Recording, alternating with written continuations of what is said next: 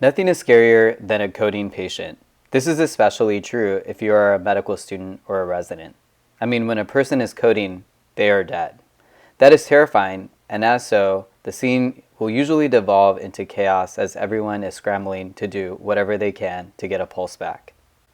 During this time, it's really easy to get sucked into the peanut gallery. But instead of just standing in the background, try to figure out a way to get involved. How you respond in a code will be the main way your attendings, nurses, and peers will evaluate you. So let's go ahead and simplify everything so that all you have to do is think about a couple of things. As you get more advanced, you can start adding to the complexity of your actions during a code. But remember, start easy as an intern. And let's go ahead and get started. Number 1, start compressions. This is your job, and you should take great pride in performing great compressions. If you are the first person that identifies that a patient does not have a pulse, start compressions. It's as easy as that. If you get to the code after CPR has started, get in line to do compressions.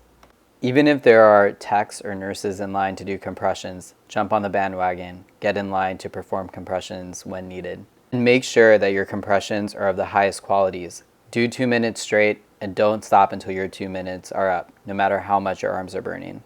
Number 2, cut the clothes off. It's not the most glamorous job, but someone's got to do it.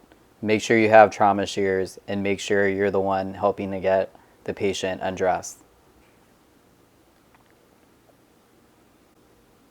Number 3, get the patient on the defibrillator. This is so important, and it should happen usually during one of the pulse checks.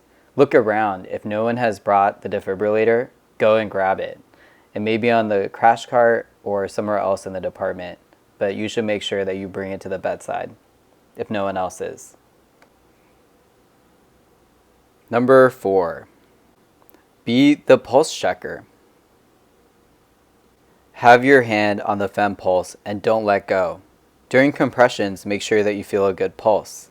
If the person doing compressions starts fatiguing and performing crappy compressions, call them out on it. During pulse checks, people will rely on you to determine whether the patient has a pulse or not. And finally, number 5, help get access. This means either putting in an IO or a central line. If you don't know how to put a femoral line in, now is the time to learn. Femoral line should be your go-to in a coding situation. If the patient is a trauma, go for the subclavian. These are not taught as much as they used to be, but they're really important procedures to figure out how to do. Watch your nurses. If they're having a hard time getting access, go straight for the IO. It's quick and easy.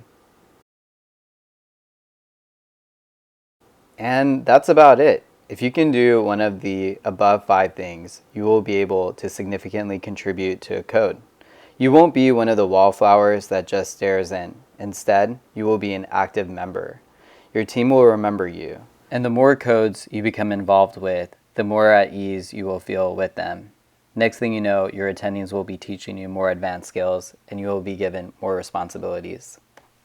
Hopefully this simplified approach to the code will help you. Take a deep breath and just simplify in your mind what is going on. Remember 5 things and it will be off to the races. Thanks for watching.